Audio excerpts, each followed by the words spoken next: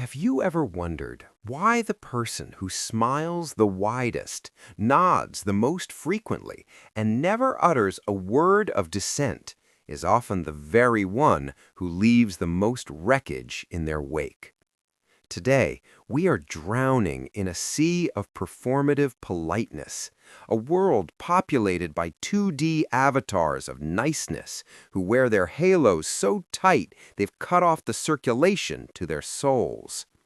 You see them everywhere.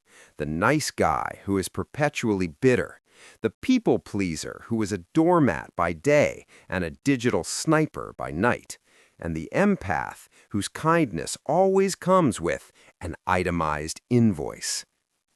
We have been socialized to believe that harmlessness is a virtue, but Carl Jung warned us of a much darker truth. A person who is incapable of being a monster is not a good person.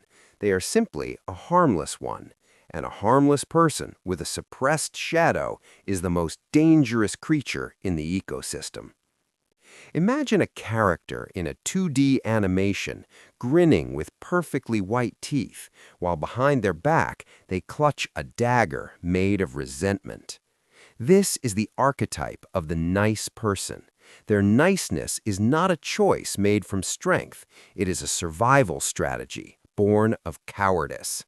They are terrified of conflict, terrified of their own aggression, and most of all, terrified of being disliked.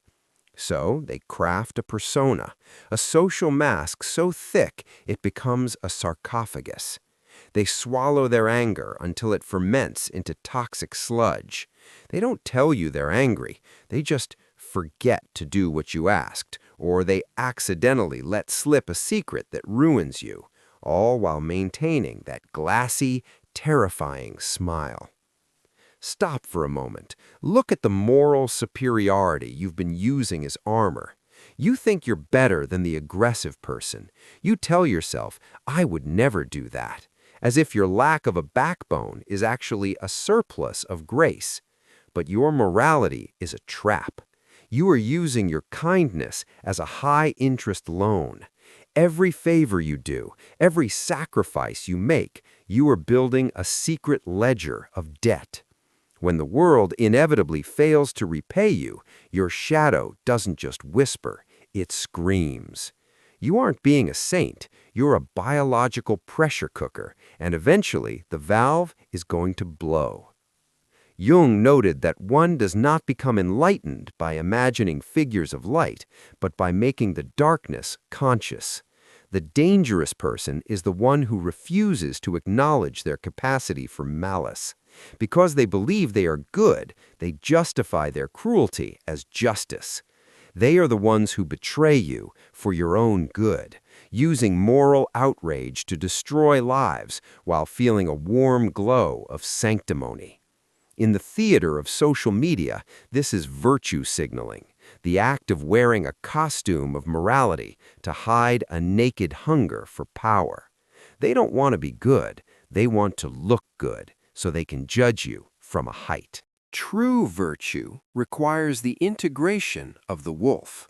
The Stoics didn't teach us to be spineless, they taught us to be formidable, and then to choose restraint. If you don't have the fangs, your peace is just a white flag of surrender. The nice person is dangerous because they are unpredictable. They lack the self-awareness to know when their shadow has taken the wheel. While a toxic person might tell you exactly how they're going to screw you over, the nice person will do it while crying about how much it hurts them to have to do it. They are the masters of the pity play, using their own perceived weakness to bind you in a web of obligation. Observe the satirical theater of the martyr complex, a high-stakes performance where the nice person uses their own suffering as a weapon of mass manipulation. In our 2D animated world, this character carries a massive self-constructed cross, frequently pausing to make sure everyone sees how heavy it is. This is the debt trap of moral superiority. By sacrificing their time without being prompted, they are engaging in predatory lending. They aren't giving, they are investing, and the interest rates are extortionate. When you don't respond with the exact level of gratitude they've pre-calculated, the nice person doesn't get angry. Instead, they leak, they sigh, they become a victim. They use their perceived weakness to bind you in a web of guilt, a dynamic Seneca would recognize as the most dishonest form of slavery. You must confront the terrifying reality. The nice person's lack of boundaries is not a sign of a big heart, but a symptom of a weak soul. Because they cannot say no, their yes is absolutely worthless. In the Machiavellian landscape, a yes born of fear is a lie. When you deal with a nice person, you are dealing with a ghost, a shapeshifter who molds themselves to keep safe from your disapproval. This makes them the ultimate betrayer. Because they are too nice to tell you they are unhappy, they wait until the pressure in their shadow reaches a breaking point, and then they blow. They are the ones who cheat by accident, the ones who quit without notice, the ones who let a resentment fester for 10 years before detonating your entire life. They are dangerous because they lack the courage to be real. Look at the nice person's need to be the good one in every story. This is a form of narcissism so refined it's almost invisible. By maintaining their moral superiority, they strip you of your right to be human. If they are always the saint, then any disagreement you have automatically makes you the villain. They use their purity to gaslight the world. How can you be mad at me? I've been so nice. This is the trap of the dove. Beneath the soft feathers is a serpent's mind, using morality as a shield to deflect any accountability. Jung noted, generally it is the tortured who turn into torturers. The nice person will torture you with their goodness until you scream just to feel something real. In the office, in the family, the nice person is a master of weaponized incompetence. They don't fight you, they just fail you. They forget the deadline. They didn't realize they were hurting your feelings. They are the character who accidentally trips and knocks over your entire house, then cries so hard that you end up apologizing to them. This is the ultimate subversion of power. By being weak, they control the strong. By being harmless, they become untouchable. In a society obsessed with victimhood, the person who looks the most wounded is the one who holds the scepter. Stop being a hostage to the halo of the harmless. The people you think are toxic are often just people with integrated shadows. They are honest about their greed, their anger, and their ambition. You know where you stand with a wolf. But the nice person is a sheep with a starving wolf inside. When it finally breaks through the fence, it won't just bite, it will devastate. Integration is the only way to diffuse this bomb. You must learn to be dangerous enough to speak your truth, selfish enough to have boundaries, and real enough to be disliked. Only then can your kindness be something other than a mask for your fear. The great irony of the Jungian path is that the moment you stop trying to be good, you finally develop the capacity to be great. There is an exhausting futility in being a saint for an audience that never even paid their tickets. In our 2D animated tragedy, this is the moment the character's mask finally cracks. The halo, once polished to a blinding sheen, falls to the floor with the hollow clatter of cheap plastic. This is the tower moment of the soul, not a catastrophe, but a liberation. To be reborn, you must first be willing to let the nice version of you die. You must be willing to become the villain in the stories of those who only loved you for your compliance. Imagine the freedom of a life where you no longer participate in the validation Olympics.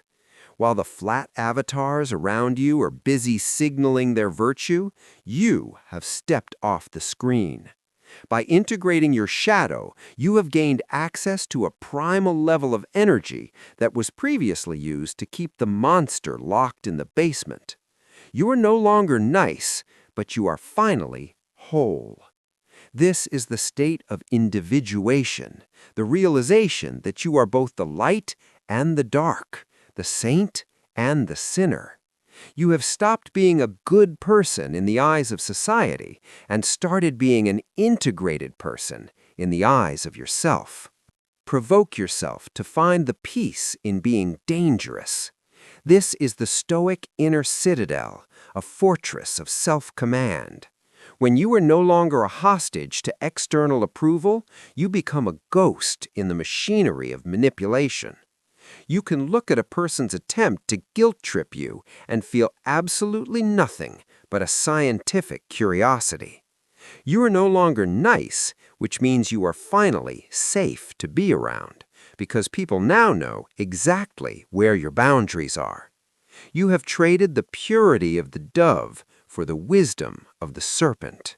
Your kindness is no longer a debt trap. It is a gift given from a position of absolute power. As the animated credits of your old life roll, the 2D characters who once feasted on your niceness look up in confusion. They don't recognize you. You aren't arguing. You aren't explaining. You are simply gone. You have moved into a 3D reality where your value is a settled fact. You have looked into the dark, saw your own fangs, and decided that they will only be used to protect the garden of your peace. You have finally found the courage to be imperfect, and in that imperfection, you have found the only power that is truly, unshakably yours. The world does not need more nice people to keep the peace. It needs more whole people to speak the truth. You are free. You are formidable. You have escaped the trap of moral superiority and found the quiet, magnificent temple of your own authenticity. The war between your light and your shadow is over, and the only survivor is the person you were always meant to be. The most dangerous person in the room is the one who has made peace with their own inner demon and no longer needs your permission to be powerful.